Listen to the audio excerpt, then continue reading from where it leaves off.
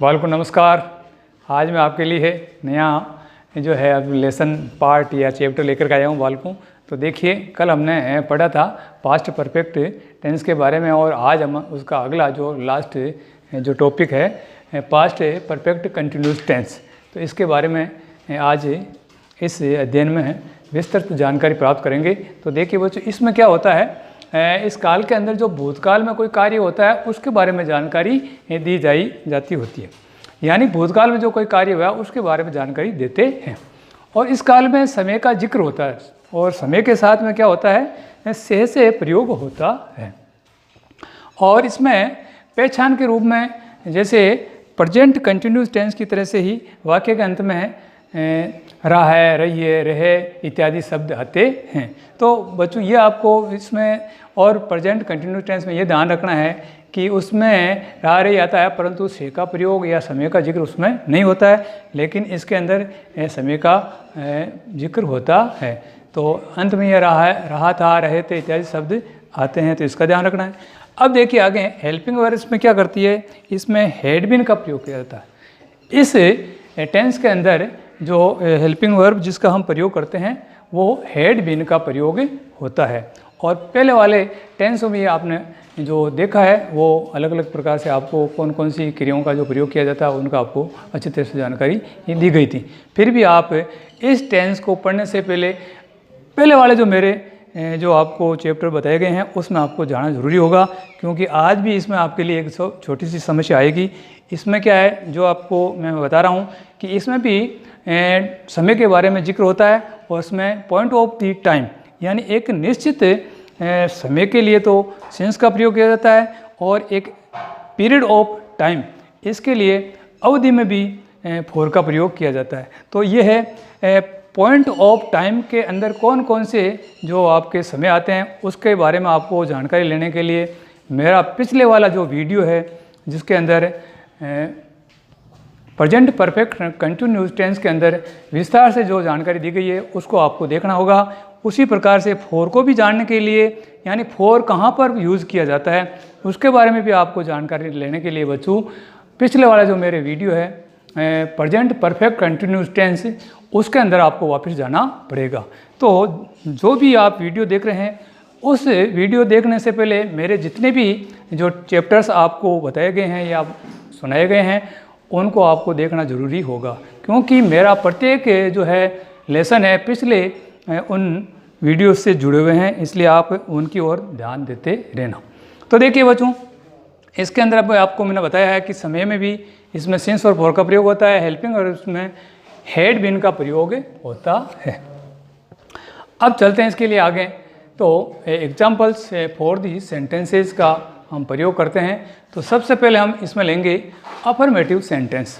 Affirmative sentence के अंदर क्या होता है बच्चों, सबसे पहले हम क्या करते हैं इसमें समय के जिक्र के बारे में जानकारी ही लेते हैं। तो इसमें देखिए जैसे उदाहरण के रूप में मैं आपको वाक्य बोल करके और लिख करके बता रहा हूँ। जैसे सीता 2 घंटे से अंग्रेजी पढ़ रही थी।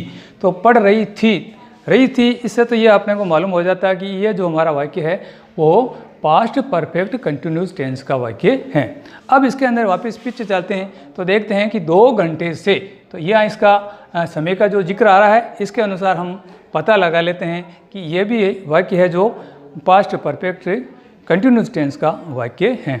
तो चलिए बच्चों इसको हम देखते हैं इसका अंग्रेजी कैसे बनेगा। देखिए, Sita had been reading English, और 2 घंटे से यहाँ पीरियड ऑफ टाइम के बारे में बताया गया है, इसलिए यहाँ पर कोई निश्चित समय नहीं है। इसलिए बच्चों यहाँ पर इसके लास्ट में हमें जो समय के बारे में जो जिक्र करना है वो फॉर का प्रयोग करना है, और इसके बारे में आपको विस्तार से पहले वाले वीडियो में आपको बता दिया गया है। आप ज़रूर उसकी जानकारी लेंगे इसके अंदर। और तो आगे आपका वाक्य पूरा, Sita had been reading English for 2 hours. इसी तरह से अगला वाक्य देखिए, कमल सुबह से गृह कार्य कर रहा था। तो यहाँ पर देखिए वो भी कर रहा था, रही थी इत्यादि तो आ गया है। और सुबह से, यहाँ आपको देखना है सुबह से, ये इसके बारे में आपको ध्यान देना है कि ये समय के बारे में और पॉइंट ऑफ टाइम के बारे में यहाँ पर बताया गया है, यानी सुबह से बताया गया। तो आपको वाक्य बनाने में क्या करना है, Kamal had been doing home work और यहाँ पर आपको सुबह से जानकारी लेते हुए यहाँ किसका प्रयोग करेंगे, सिंस का प्रयोग करेंगे। तो आपका वाक्य कंप्लीट हो जाता है। और Kamal had been doing work since morning. तो इस तरह से ये आपका वाक्य पूरा हो गया। अगला वाक्य इसी तरह से और देख लीजिए आप लोग। वह सन 2013 से अंग्रेजी पढ़ा रहा था। तो यहाँ पर आपको देखना है कि पॉइंट ऑफ टाइम यानी ये सत्र है जो आपके एक निश्चित काल के बारे में या निश्चित समय के बारे में अवगत करा रहा है। तो ये आपको इसमें भी सिंस का प्रयोग करना है। तो देखिए, he had been teaching English since 2013 यानी 2013 से वे अंग्रेजी पढ़ा रहा था। तो ये आपका वाक्य कंप्लीट हुआ। इसी प्रकार से बच्चों आगे देखिए, मैं के साथ में भी सब्जेक्ट मान लो आप सोचेंगे कि मैं के साथ में क्या आता, तो इसमें भी बच्चों हैड बीन का ही प्रयोग करना है। एक विशेष बात आपको ध्यान रखना है, इसके बारे में पहले वाले वीडियो में भी मैंने आपको हैड का प्रयोग जब किया था पास्ट परफेक्ट टेंस में, तो आपको बताया था कि उसमें भी एक वचन और बहुवचन पर कोई प्रभाव नहीं पड़ता है और हैड का ही प्रयोग किया जाता है। उसी प्रकार से इस टेंस में भी आपको क्या करना है बच्चों, हैड बीन का ही प्रयोग करना है, चाहे कर्ता एक वचन हो चाहे कर्ता बहुवचन हो। शाबाश। अब देखिए यहाँ पर, मैं जयपुर में 1980 से रह रहा था। तो इसका आपका देखिए अंग्रेजी क्या होगी, I had been living at Jaipur since 1980। तो इस तरह से ये आपका अफर्मेटिव सेंटेंस कंप्लीट हुआ। आप देख लीजिए इसको इसी तरह से, और आपके एक्सरसाइज के लिए इसको अपनी कॉपी में उतार लीजिए। अब देखिए अगला जो हमारा सेंटेंस जो बनता है वो है नेगेटिव सेंटेंस। तो बच्चों देखिए, नेगेटिव सेंटेंस दो सा टेंस इसका बनता है नेगेटिव सेंटेंस। इसमें बच्चों क्या करते हैं, हेड का जो है प्रयोग हम इसमें करते हैं और बीन का भी प्रयोग करते हैं, परंतु इसमें क्या करते हैं हम, नोट का जो है प्रयोग हेड और बीन के बीच में करते हैं। नोट का प्रयोग कहाँ करते हैं, हेड और बीन के बीच में करते हैं। तो ये आपको ध्यान रखना है, हेड और बीन के बीच में आपको किसका प्रयोग करना है, नोट का प्रयोग करना है। तो देखिए इसके लिए मैं आपको स्ट्रक्चर भी बता देता हूँ। Structure of the sentence. देखिए, subject plus had plus not plus been plus main verb के साथ में, फर्स्ट के साथ में आपको आईएनजी लगाना है और प्लस सिंस या और लास्ट में आपको क्या कर लेना है, फुल स्टॉप लगाना। तो इस तरह से इसमें आप कोई भी वाक्य अरेंज करके आप देख सकते हैं। जैसे उदाहरण के रूप देखिए आप, वह 1975 से अजमेर में नहीं रह रहा था। तो इसका अंग्रेजी क्या होगा, he had not been living at Ajmer. अब देखिए यहाँ पर बच्चों, ये 1975 एक पॉइंट ऑफ द टाइम का हो गया है, इसलिए यहाँ पर क्या लगना है, अजमेर सिंस 1975 और आपका हो गया फुल स्टॉप। इसी तरह से दूसरा वाक्य और देख लीजिए आप बच्चों।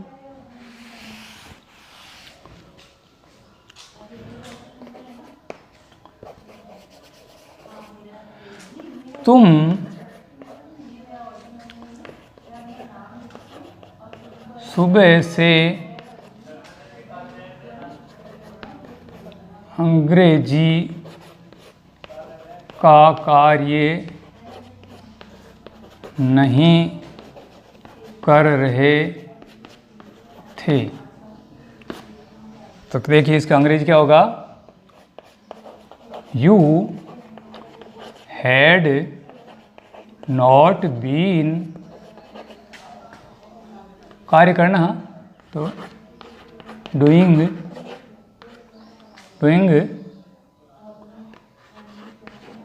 वर्क ऑफ द इंग्लिश, और समय के बारे में सुबह से आया है तो इंग्लिश सिंस मॉर्निंग।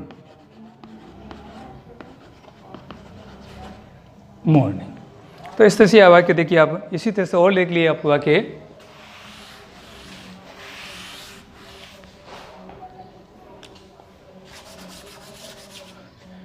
मैं 2 महीने से अंग्रेजी नहीं पढ़ा रहा था। तो क्या होगा अंग्रेजी, आई हैड नॉट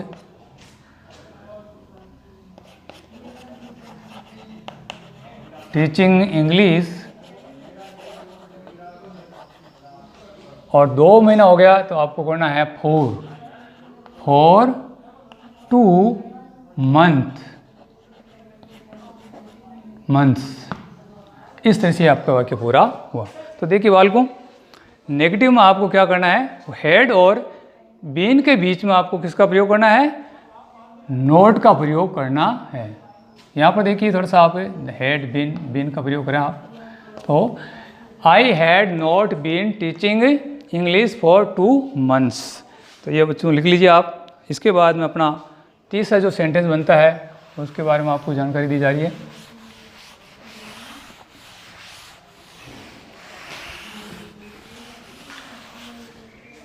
तीसरा हमारा वाक्य बनता है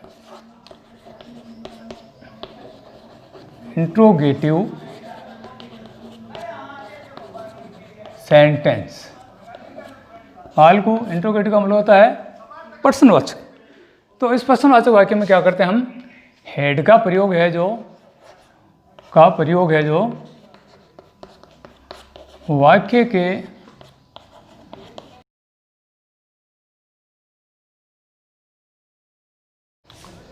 सब्जेक्ट के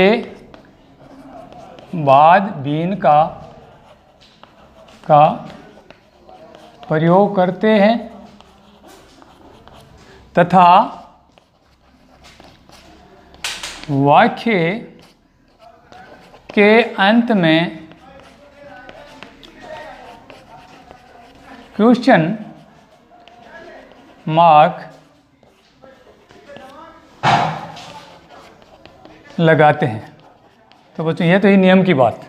अब लेते हैं, जैसे हम इसके क्रिया प्रतिक्रिया कर लेते हैं। तो ये हमारा जो एक्सरसाइज है, जैसे देखिए, क्या तुम अजमेर में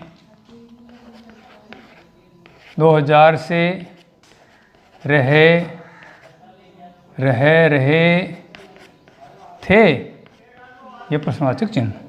तो तो अपना क्या होगा अंग्रेजी, हैड यू बीन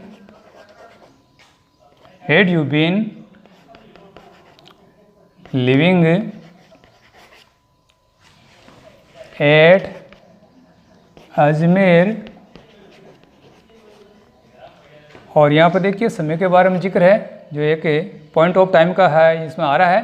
तो इसके अनुसार आपको क्या करना है, सिंस का प्रयोग करना है, सिंस 2000। और लास्ट में आपको क्या करना है, फुल स्टॉप की जगह प्रश्नवाचक चिन्ह लगाना है। इसी तरह से देख लिए, क्या मैं कल सुबह से अंग्रेजी पढ़ा रहा था। तो इसका अंग्रेजी क्या होगा, देखिए, हैड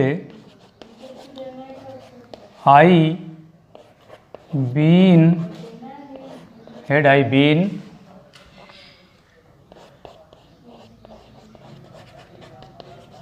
टीचिंग इंग्लिश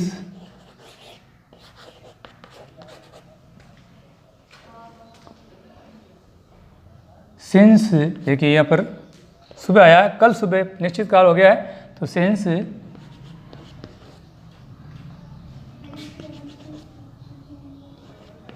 मॉर्निंग,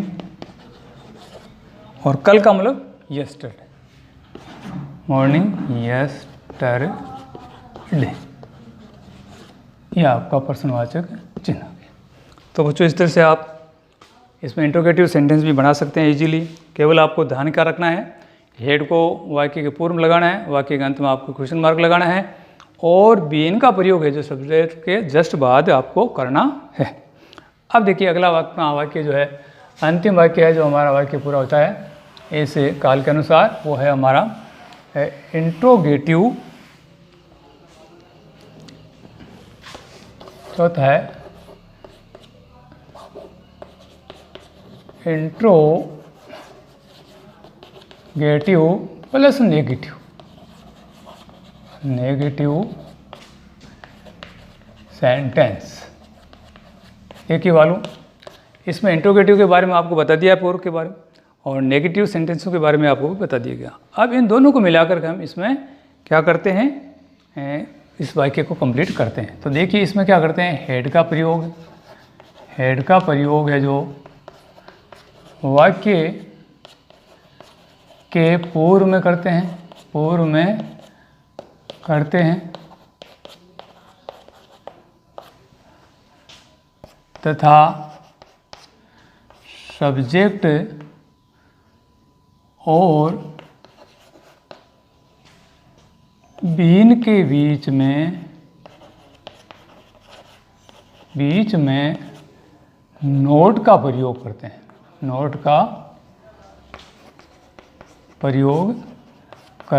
हैं, तो बच्चों यहाँ ध्यान देना, आपको सब्जेक्ट और बीन के बीच में आप क्या करना है, नोट का प्रयोग करना है, यह आपको विशेष ध्यान रखना है। चलिए आगे लेते हैं। तो वाक्य के अंत में हम क्या करते हैं, वो क्वेश्चन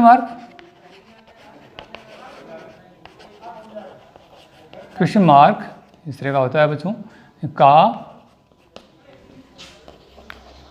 प्रयोग करते हैं। तो इस तरह से आपका वाक्य पूरा हो जाता है। तो देखिए इसके लिए हम एक्सरसाइज कर लेते हैं।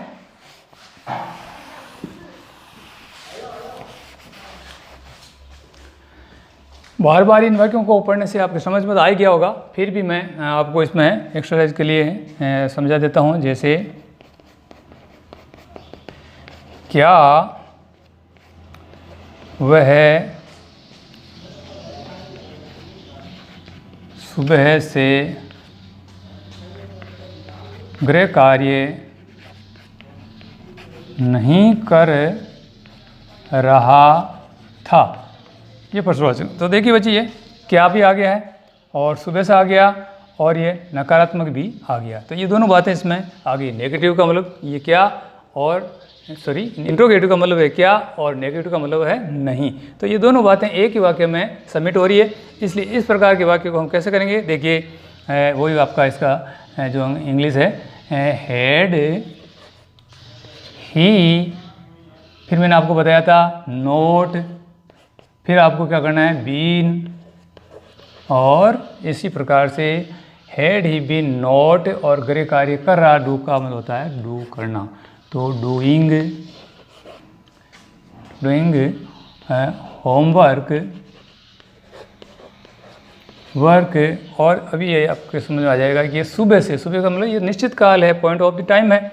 तो आपको क्या करना, होमवर्क सिंस मॉर्निंग, ये आपका वाक्य कंप्लीट हुआ। इससे दूसरा वाक्य और ले लीजिए।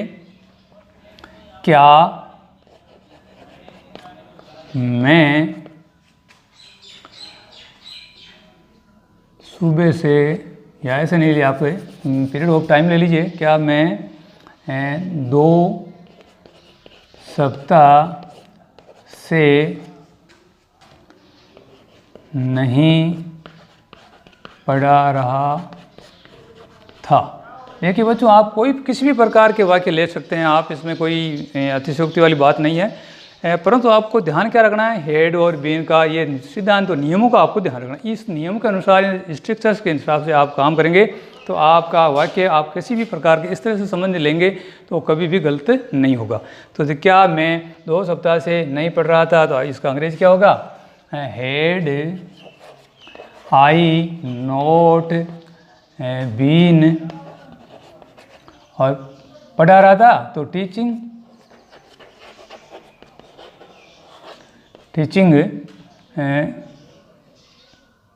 और ये 2 सप्ताह हो गया, तो ये है पीरियड ऑफ टाइम का जिक्र हो रहा है इसमें। तो आपको यहाँ पर क्या करना है, टीचिंग फॉर 2 वीक्स, है ना, इस तरह से आपका ये प्रश्नवाचक चिन्ह। तो बच्चों उतार लीजिए इसको, और इसका मैं स्ट्रक्चर भी आपके ऊपर लिख देता हूँ। तो इसमें क्या करना आपको, इस स्ट्रक्चर के अनुसार आपको कार्य करना है।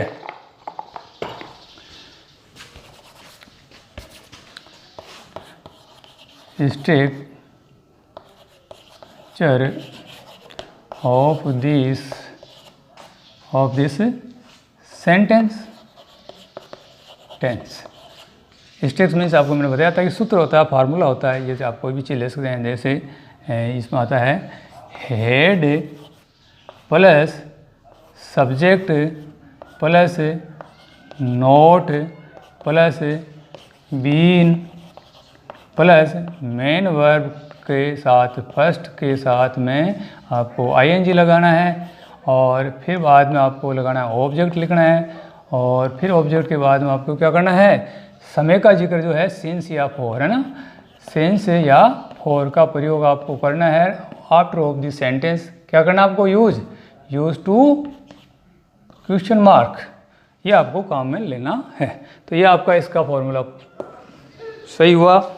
इसके अनुसार आप अपने घर पर आराम से बार बार एक्सरसाइज कर सकते हैं और अपनी अंग्रेजी को आप परफेक्ट बना सकते हैं। तो बच्चों, आज इस काल में इतना ही। ये आज आपके पिछले वीडियोज़ के अनुसार 2 टेंस पूरे हो गए हैं, और अगला वीडियो मैं आप में बताऊंगा, उसमें आपने एक्सरसाइज का काम लिया जाएगा बच्चों, जिसमें आप और मेरे बीच में इंटरेक्शन होगा, तो उसके बारे में जानकारी करेंगे। और इससे पहले आप इन वीडियोज़ को आप अच्छी तरह से पढ़ें, और अधिक जानकारी करने के लिए बेल आइकन को आप दबाते रहें, ताकि आपको नई नई जानकारियाँ मिलती रहें। धन्यवाद।